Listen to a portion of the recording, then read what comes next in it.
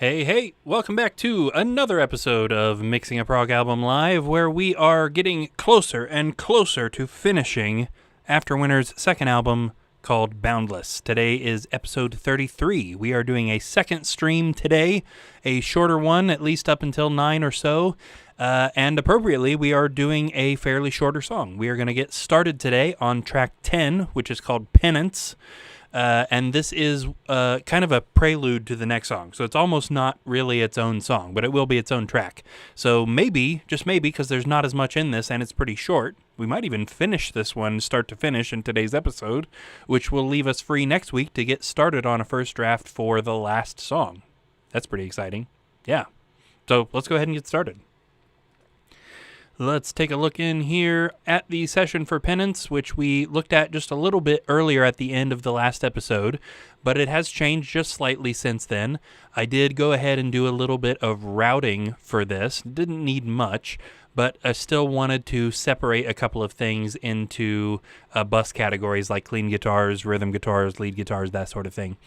And we are properly routed to the stream, too. Yes, so we should still hear it. Other than that, if we hit play, it should sound exactly like it did before, with the possible benefit of these 4 plugins right here on our router bus. I very much doubt there is a compressor here on the Drums and Instruments Master, but being that there's no drums, I don't expect this to be doing anything. We could probably take it off of there and it wouldn't even make any difference. Let's go ahead and take a listen to this again, just because I want to get my head back into the right space of what we're going to need to do, because this is very different from all the others. We basically can't use most of the things that we've set up for the other songs because this one is so different than the rest. So let's check it out.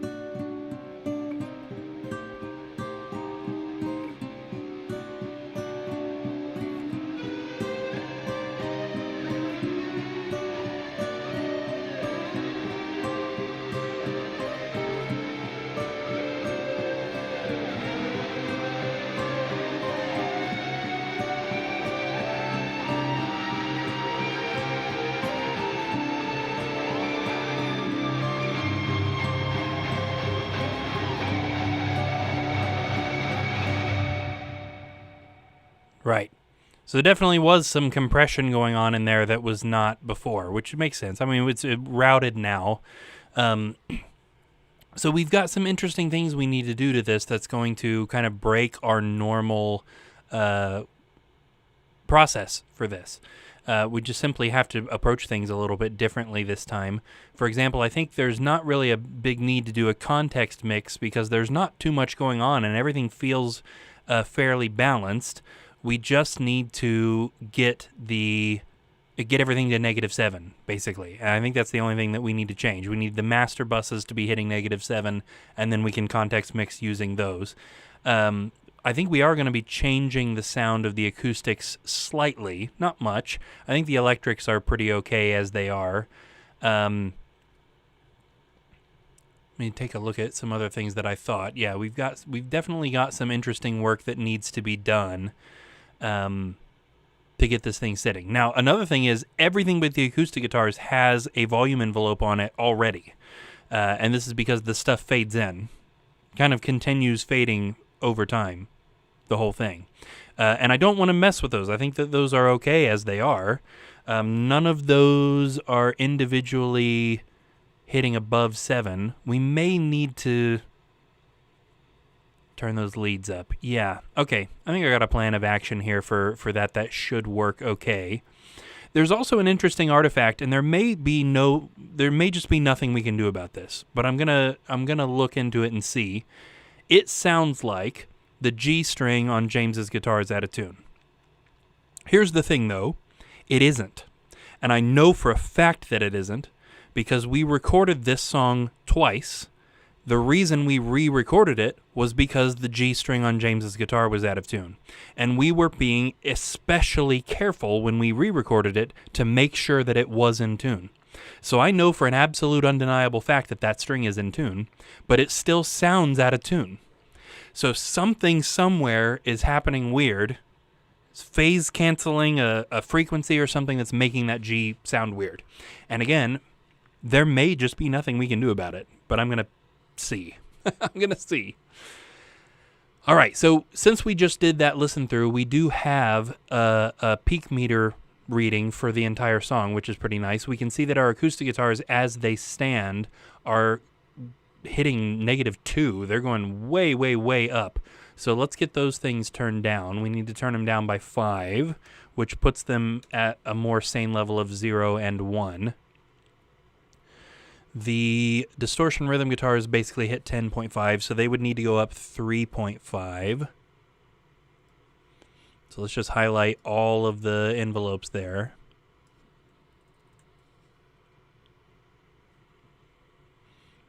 And we would need to put this at 6.5, I believe, in order to fix that. Yes.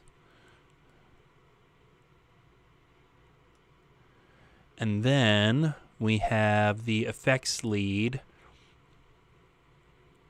which hit 15.5, which means it needs to come up 8.5. Good old negative numbers math. Come up 8.5, which would put this at 7.5, except for some reason, even though I highlighted it all, it didn't grab everything. Okay, I think I know why. So just a weird logic rule to do with grabbing nodes. Yep, that was totally it. There we go. Okay, so that should put everything there.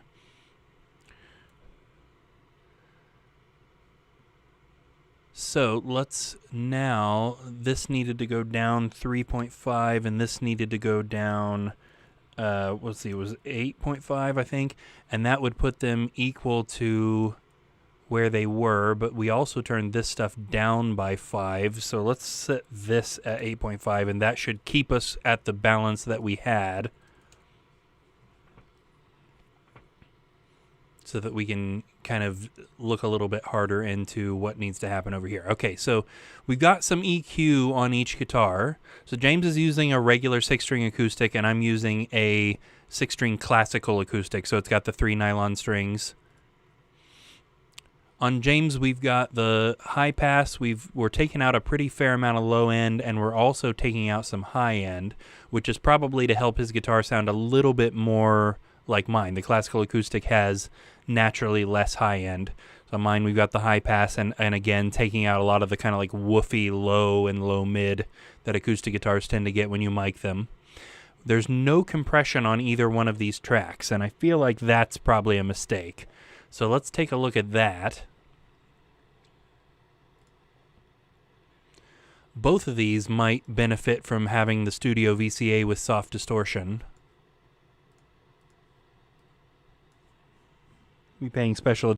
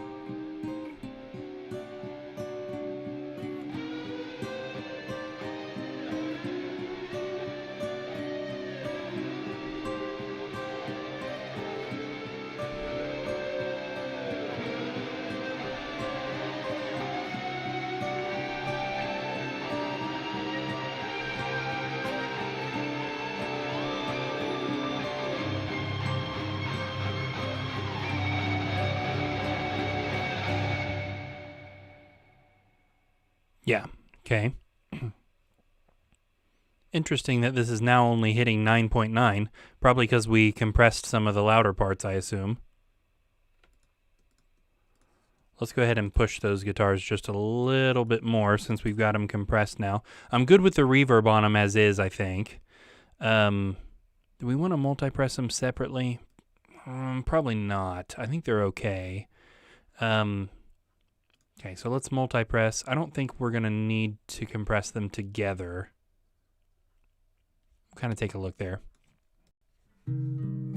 Oh, before I forget, I want to go ahead and turn the limiter on. What kind of volume are we pushing here? That is a lot. That's a lot of volume to be pushing. I don't think we're going to need that much on this one. Okay. Hopefully that doesn't mess the stream up. Sorry, I don't like to open the limiter on stream. Okay.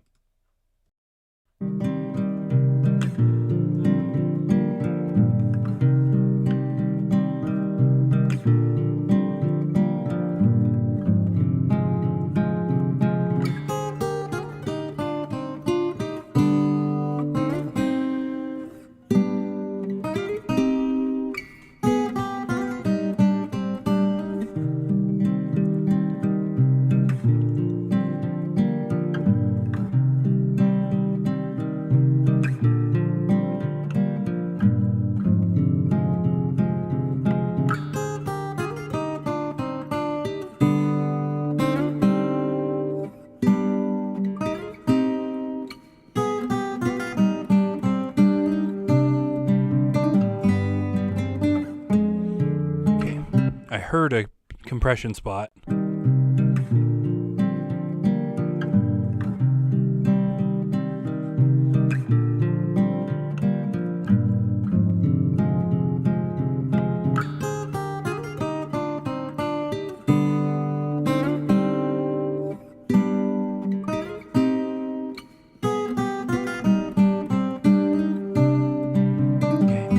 There's a couple of points we hit a little harder right there, and I heard the compression happen. Definitely don't want to hear that. Yeah,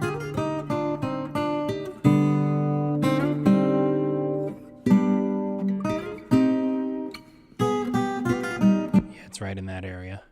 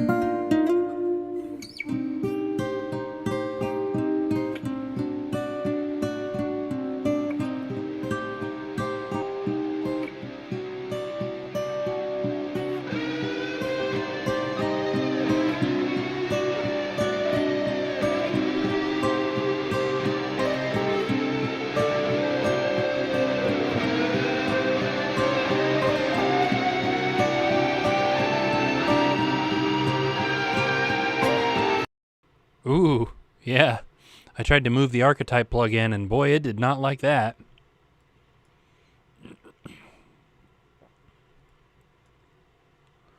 We'll just go ahead and get them all moved.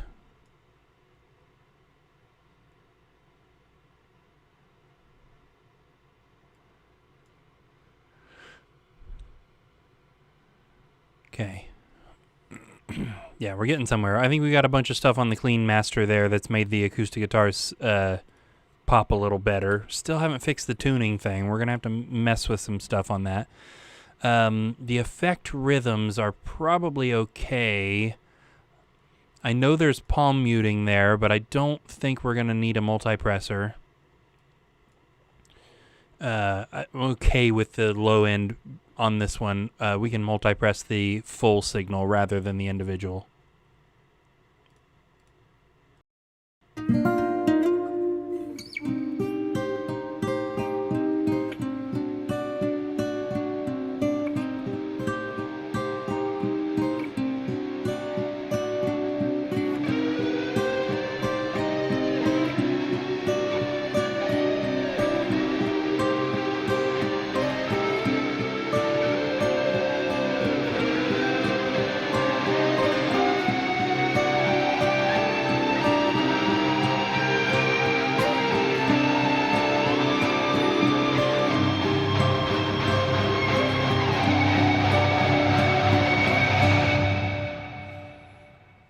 Yeah, want to hear the end of that again.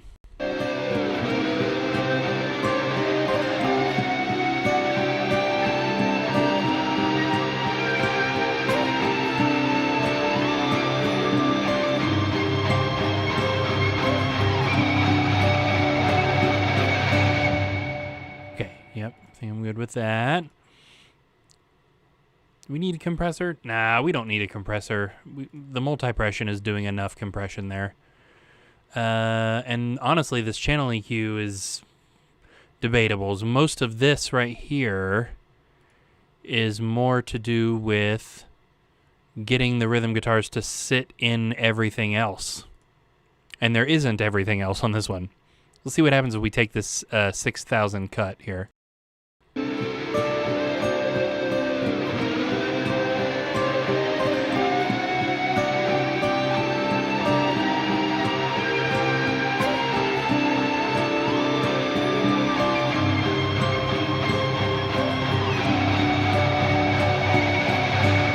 Yeah, not necessary. Let's just have the multipressor on there and have done with it. Sometimes less is just fine. And I think this one was pretty close to being totally fine without any help already. So, okay, we have on our lead channels then, again, the archetype plugin and also a channel EQ. I don't think we need anything else. Let me pay kind of special attention to the lead again as it plays.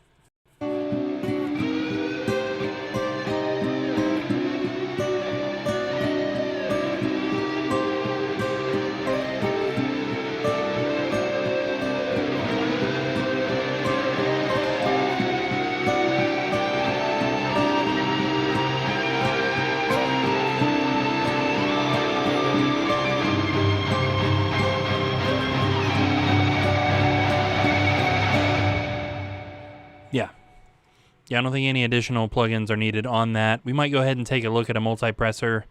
I don't think we're going to need this channel EQ, though.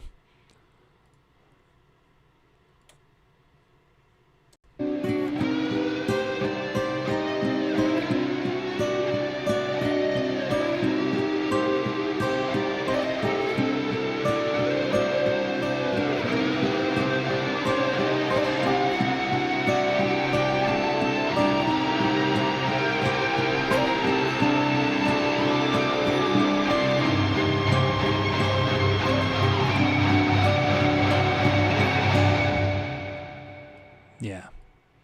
Okay. One thing I like about the lead that I feel like all of our things are kind of compressing out is the fact that it kind of increases in volume at the end, which you can see here.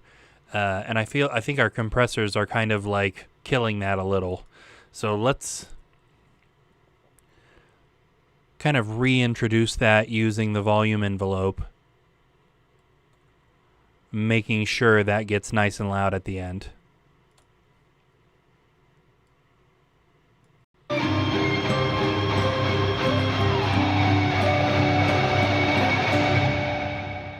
Yeah. Okay. I want to make sure. I don't want the ending too close either, because I don't want to kill the echo tail.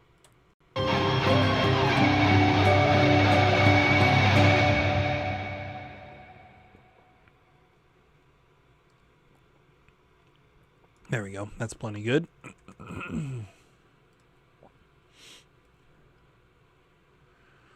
All right.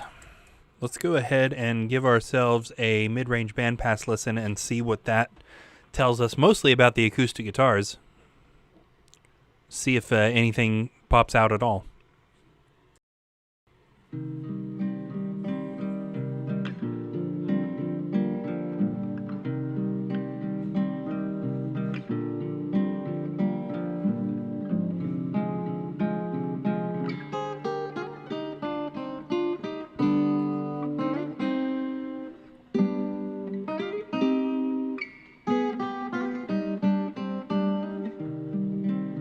Yeah.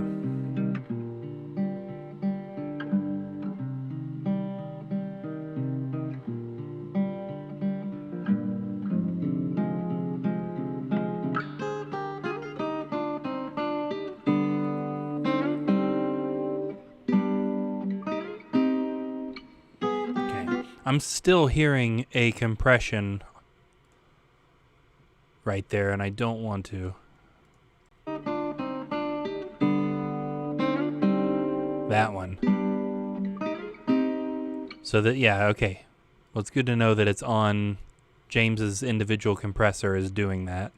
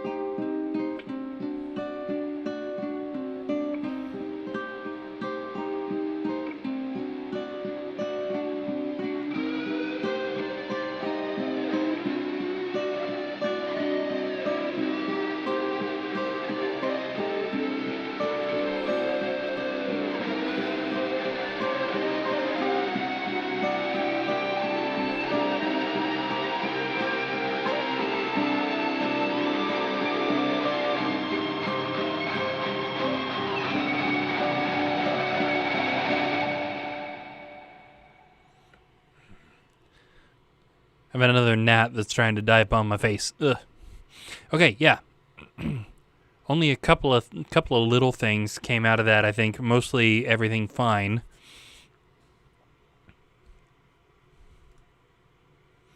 Let's focus on what's going on here. Let me look at the EQ on James's guitar again here.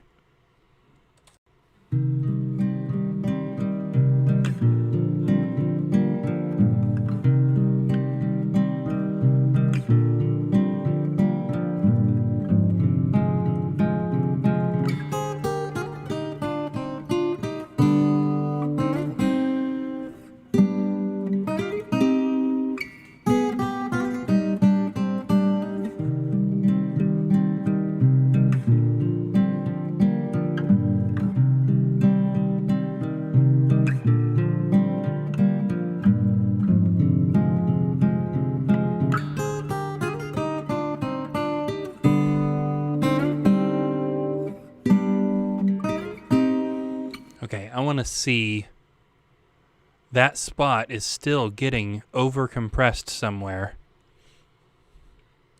Surely it's not this thing compressing right there.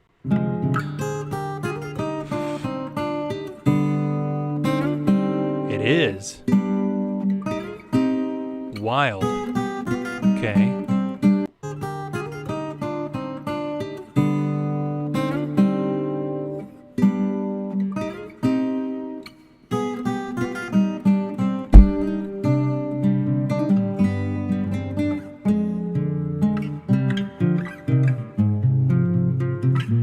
So we're going to turn that off. Sorry if you heard a pop, by the way, there. I think I killed that gnat that's been dive bombing my face. It landed on the microphone.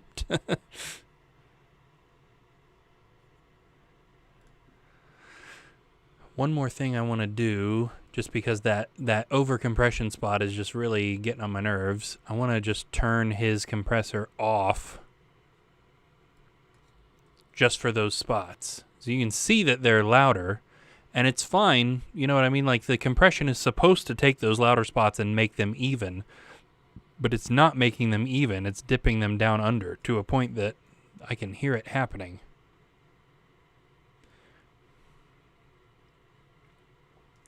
So let's just not compress those spots.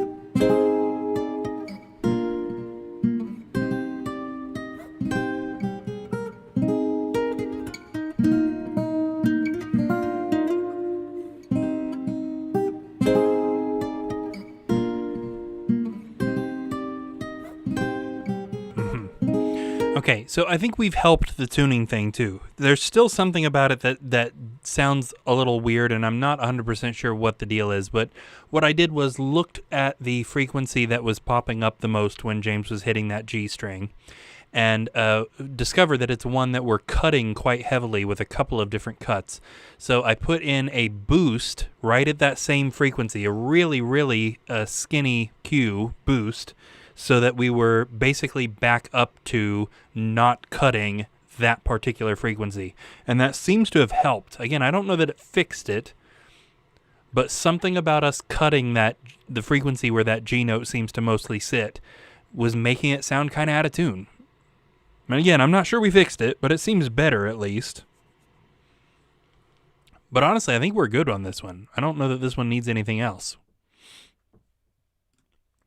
Forgot about this little this EQ was something I put on in the tracking phase that is also cutting right around that frequency where the G seems to sit.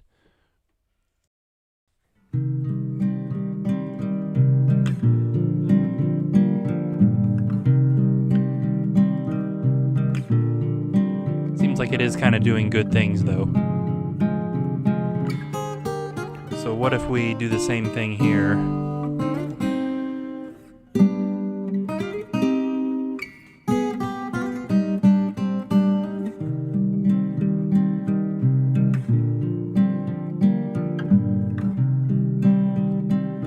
Oddly, that does seem to help it.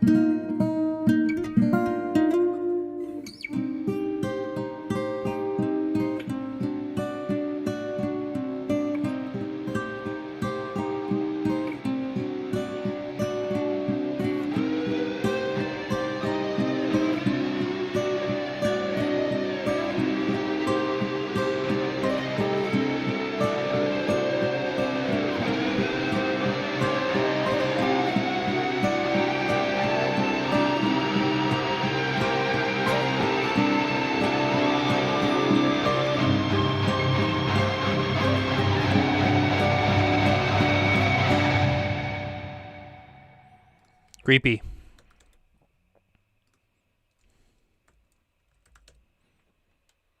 Yeah.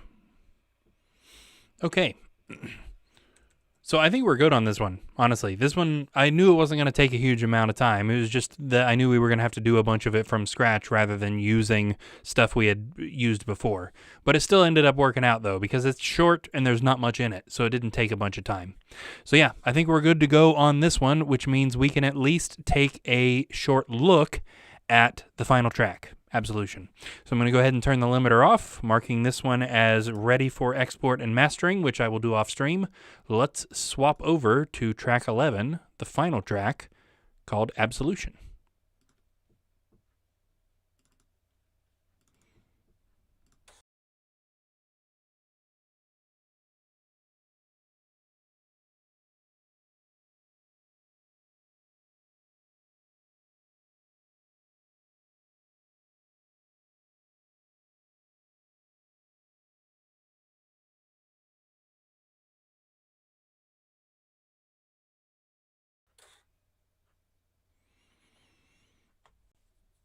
Okay. Yes, we are back. Awesome. All right, so the final track on this album, Absolution, is back to our recurring theme of moving on beyond loss. And this also is meant to kind of draw a little bit of closure for that as well, too. We wanted to have it kind of at least end on a happy ending, at least as much as we can. Now, in typical AfterWinter fashion, this one might have the most stuff in it, and it's another longer one. It's 8-ish minutes, so this one's not going to take a small amount of time. We also have nature sound effects. Right. Now, what did I do here? Okay. So we're going to have some interesting things to do with the end of this one, too, because I'm not sure if we're going to leave the end the way you're about to hear it on this playthrough. One thing that I'm quite sure of is that we are going to have something like a minute of just nature sounds at the very end. Now there's this chunk right here, which is labeled beginning, ? Which we've debated on whether or not should be in there or not. Now there's a reason we put it in at the time that we wrote. We kind of felt like it would be neat to let this fade out, and then maybe the next album fades in, and it's this same thing, which would be cool. Neat little Easter egg. But it also kind of interrupts what feels like the right ending of the song. It's like, oh, okay, cool, satisfying ending, neat. Oh, we're not done. Okay. So may experiment with that a little bit as far as I don't want to just get rid of it, but will it be something that happens in the nature sounds or after the nature sounds, or will it remain where it currently is? This is a decision that's going to have to be made at some point. Okay, let me get all this stuff sending to you guys. Actually, I should probably save as this first.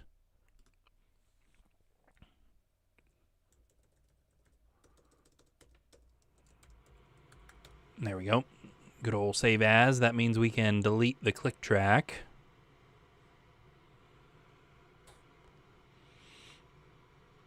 There we go. And let me get this sending to you guys so that we can take a preliminary listen.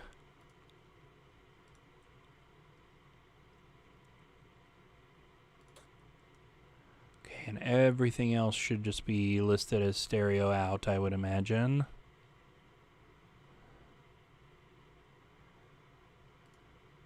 Yep.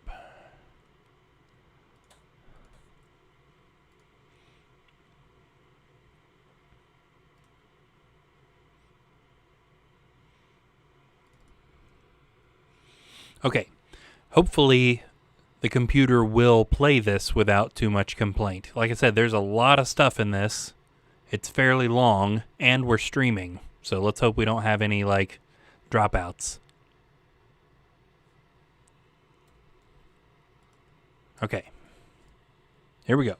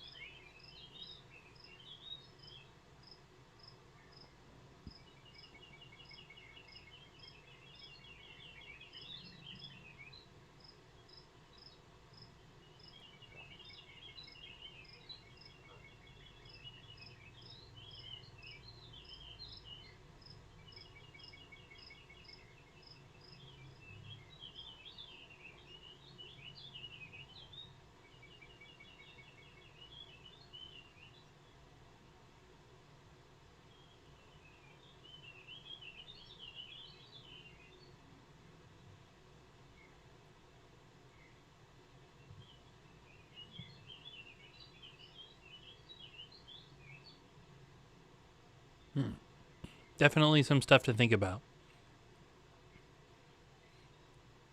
Yeah.